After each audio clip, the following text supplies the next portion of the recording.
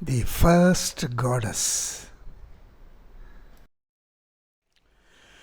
Drupadan was running for his life. His horse, with hectic speed, struggled to maintain balance, and Drupadan found it strenuous to hold on to the loins and sometimes slipped from his saddle, however, managing to hold. When he turned his head and saw his loyal horsemen were following him, maintaining a close human shield, and beyond them Drona's disciples were riding fast, heckling Drupadan, crying shame. Drupadan saw an arrow racing towards him, and that was stopped by one of his followers, and he saw him tumbling from horse, bleeding profusely. Simultaneously, another set of arrows met their targets, and all the 4 horsemen, shielding Drupadan, fell from their horses. The horses, without their commanders, ran still faster, without a direction, one tumbling in depth, dashing its leg against the fallen trunk, and another racing blindly and knocked a huge boulder lying on the way, killing the warrior instantly. Drupadan was horrified that his fate should end so soon in a pitiable defeat at the hands of Drona's disciples. An arrow whizzed.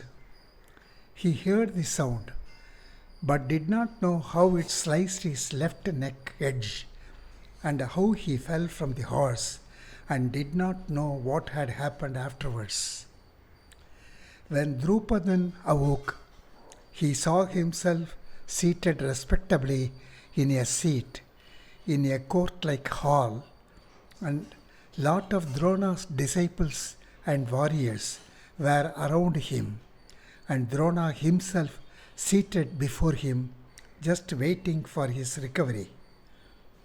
Drupadan was offered a drink, which he reluctantly accepted. Now Drona spoke to him. Drupad, your reign is over. Your kingdom has ended.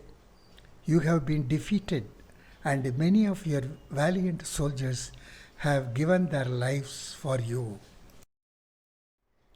You behaved in a most unfriendly manner all along, and now this time you will learn a lesson. I will not strip you fully of your kingdom. You get only half of it. With that, you administer well and be friendly with us all.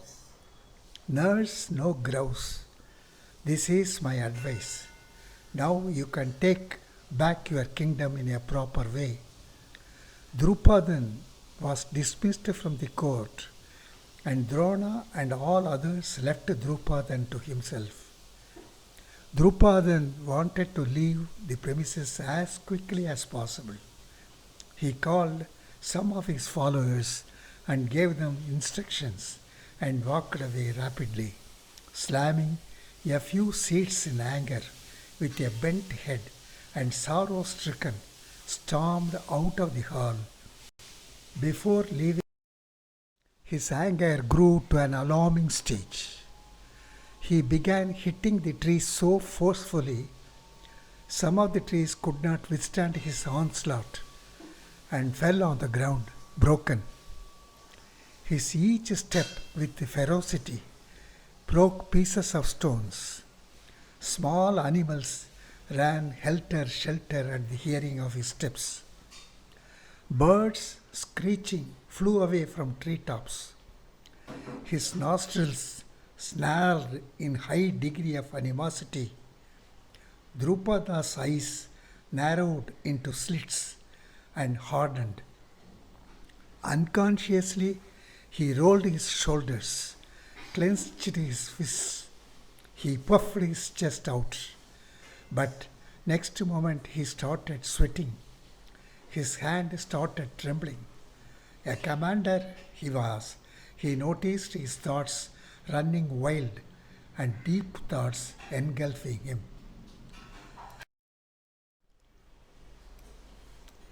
Deeply thinking, he entered the dense forest, stopped at a call, turned and found none, and realized that it is his inner voice that called. When his emotional upheaval stopped, his senses returned to reality.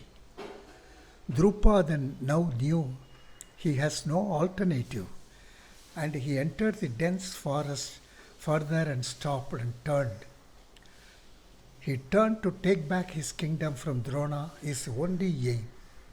Now for him, he lost himself in anger at the humiliating way in which Drona tore his kingdom into pieces.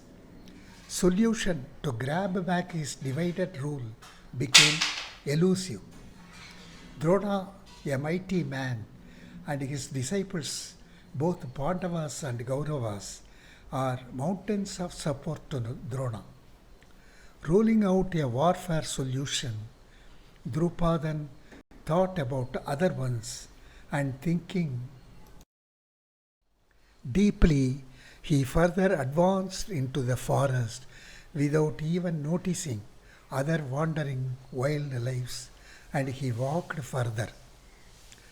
There was not any human activity, only cacophony of birds and moaning and groaning of animals were there.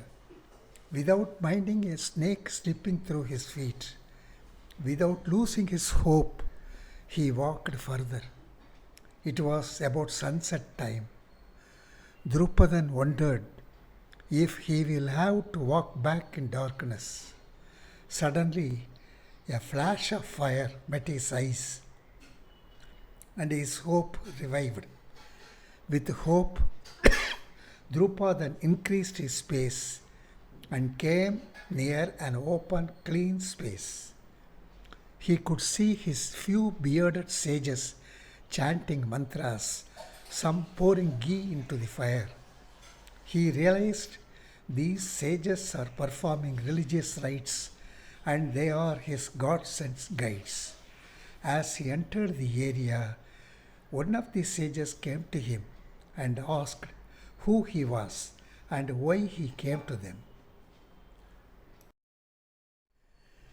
Droupathi was too exhausted to reply, and the sages realized his need was water and a night's sleep, which they immediately arranged. Next morning, Droupathi awoke, saw only two sages near him, and all others having left for their daily rituals.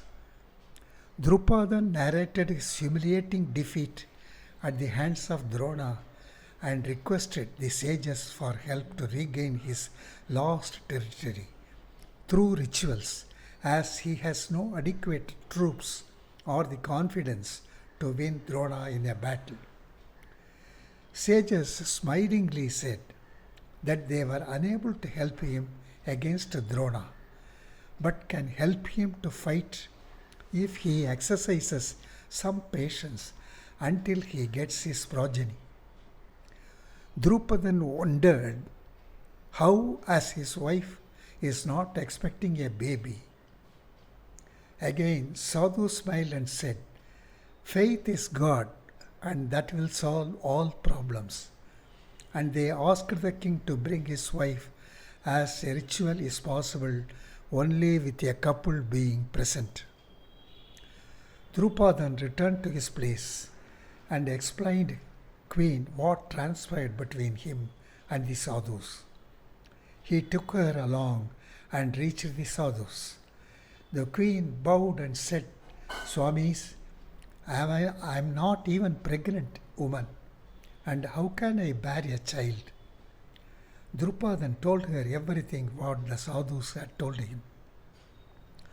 The sadhu started the proceedings, and it lasted a few days. One day a voice from heaven landed in the ritual fire that said, "I am Krishna. I am sending two of my own parts as progenies to the king, and they will complete what the king wants. The sadhus and the king and queen pleased immensely and thanked the sadhus. Drupadi and his queen were so happy at the outcome, fell prostrate at the feet of the sages, and were blessed. They returned to the kingdom with the full-throated support of his people. People adored the royal family. Over years, the children turned into beautiful youths. Though Drupadi was happy about his son and daughter, he was worried about Droupathi, as all the youths around their kingdom were vying with each other to win her hand. Drupadi consulted his wise men. After prolonged deliberations, they came to a conclusion that a stiff archery competition will be the right solution. Drupadi worked out the competition and set it with the approval of the wise men. A date was also pronounced. The kingdom and the neighboring kings were preparing for the competition. Everyone thought that he will be the winner. On the day of the competition, there was a lot of commotion among competitors, and some even went for combats over who should hold the prince's hands. After restoring order, Drupadi called the competition. Many warriors who trumpeted to be the right man for Droupathi could not even lift the big bow placed in the hall. The condition was that at a distance a target will be installed, and before that a board with a small hole will be made, which will be sufficient for only an arrow to slice it through and proceed to hit the target at the distance and break it into two. The competitors thought it is not as stiff a competition as they feared out to be, but the wise council thought otherwise. Competition started. Warriors, a lot of vainglorious people, failed at the very initial stage of lifting the heavy bow and returned to their seats crestfallen. There were catcalls and heckling from the crowd at the sorry sight of the failed warrior. Some competitors came to the level of lifting but failed to tie the string. One by one, warriors met with defeat. Finally, Duryodhana, a giant of a man, got up, and the entire crowd suddenly fell silent. He made all the gesticulations of a victor, like rolling his shoulders, making hissing sounds, staring at the king and the gathering of wisdom, and throwing an indiscreet, indifferent, disrespectful stare, and turning towards Droupathi, swallowing her with his lustful eyes. Droupathi knows what a rogue Duryodhana was, and she also saw Karnan sitting in a corner, also staring her with her hungry eyes. She knows what a skillful archer Karna is, just equal to Arjuna. But she hated him for his dubious character. Her eyes fearfully searched for Arjuna, ignoring Duryodhana and Karna. Droupathi was worried. As a great archer, Arjuna should have honored the invitation. Droupathi was not sure if Arjuna had any idea about her. Droupathi loved him so much after hearing his deeds and bravery. She started living her life with him mentally. Surveying the crowd for the sign of Arjuna, alas, Droupathi could not find him. Tears rolled down her cheek. What if Duryodhana and Karna happened to be the winner? This very thought drove her into disarray. She saw her father immobile. She knows that Droupathi himself was gripped with that fear. Draupadi thought her father was helpless. She was desperate. With tears in her eyes, she said, "O Lord Krishna, you happen to be my father by the deed of bringing me as the daughter of Droupathi. You see him so helplessly looking at the proceedings. Who else can help me now but for you? Lord, please help me." She went on chanting, "Krish, Krish, Krish." Duryodhana rose like a colossus with his monstrous style of walking, broke some wooden seats on his way by simple kicks, came to the podium, and with complete arrogance and indiscretion put his hands on the bow and lifted it. The crowd watched in suspense. Nothing happened. Duryodhana, taken by surprise, gaped at the bow as if it is a monster. Making himself more confident, he tried with all his might like a Rakshasa. He slipped the grip, the bow not moving, sending Duryodhana reeling into several spring falls, falling finally from a height and becoming unconscious. The crowd roared. So did Droupathi and Droupadan. "What a fall, Krishna! Thank you," said Droupathi.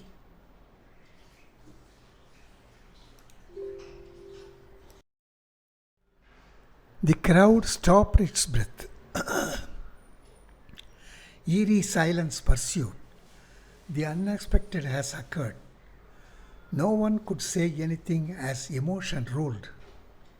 After a momentary silence, everyone rose to see what was of the great Duryodhana.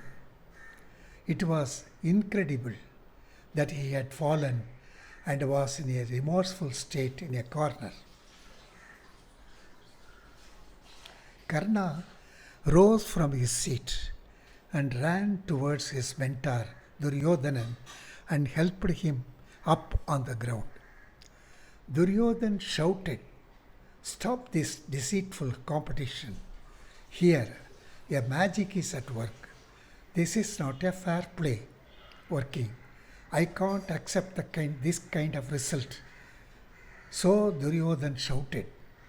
But the council of competition did not heed him and ordered continuance. Karna hardly believed his eyes. Can such a fall happen to the giant of Duryodhana? He too pleaded strongly for investigation of the incident, but the prudent council refused his questioning. Draupadi was delirious with joy. She laughed out, followed by the roaring crowd. Duryodhana and Karna knew who started the mocking laughter. They stared at Droupathi. Karna helped Duryodhana to his seat. The next competitor, Karna, was called. He got up with the same anger, arrogance, and haughtiness, and slighted the house, and stared Draupadi with a swallowing eyes, and started moving towards the bow. Draupadi now realized what real panic is. His majestic stylish walk and indiscreet attitude as though nothing has happened made Draupadi shed tears out of fear, and she appealed to Krishna, "O Lord, please do something to stop this witch of Karna from getting into the competition." But nothing happened to assure her. But at one moment, Draupadi felt a change inside her. Lord Krishna whispered into her, "Draupadi, this is the time to act. Act. Act now."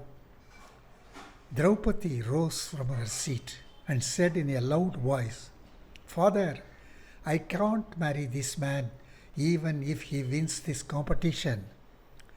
I know he is from dubious background and I reject him right now. Karna was shocked. He could not believe his own ears. This humiliation coming from Droupathi herself, disgusted him, and he kicked the furniture around and shouted, "Not fair, not fair." Duryodhana also joined him and tried to create chaos in the hall. Suddenly, from the corner of the sadhus gathering, a sage arose and asked the king, "O king, I am a Brahmin sadhu. Am I eligible to enter the fray?" The hall suddenly turned silent, and council of ministers without any hesitation said, "Yes, certainly. Please put your effort." The sadhu was Arjun in disguise, started towards the place where the bow was placed. His eyes surveyed the crowd and looked for Droupathi, while Droupathi met his eyes squarely.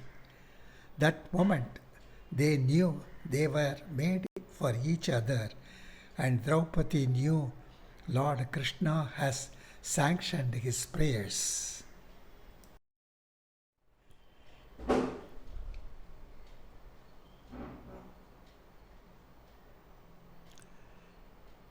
They started suspecting that the Brahmin may be a magician and had played a trick on them.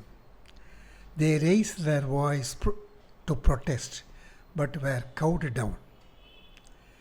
By the delirium around, Droupada wasted no time.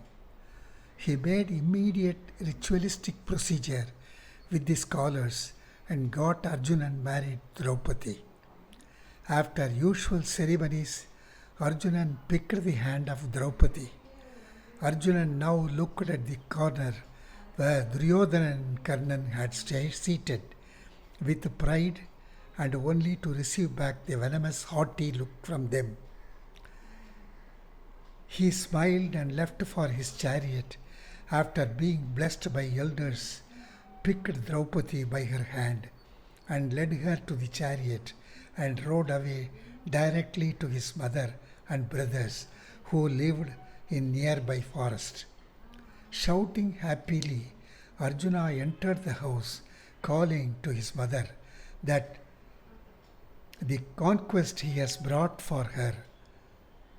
Kunti Devi, his mother, called him and said, "Yes, Arjuna, I know that you will come with the booty as usual, and you share it with your brothers as usual." Arjuna had the shock of his life. He saw how Droupathi was also taken aback, and as also his brothers who came around after. They all wondered how can their mother commit such a mistake.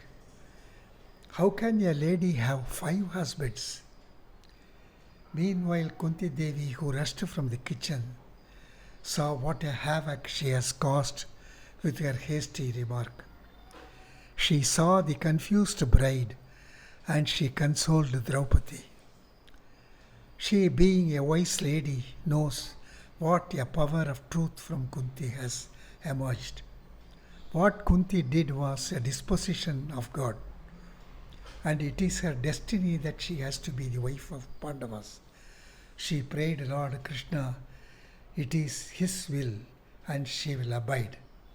This is how Droupathi became Panchali, the first goddess.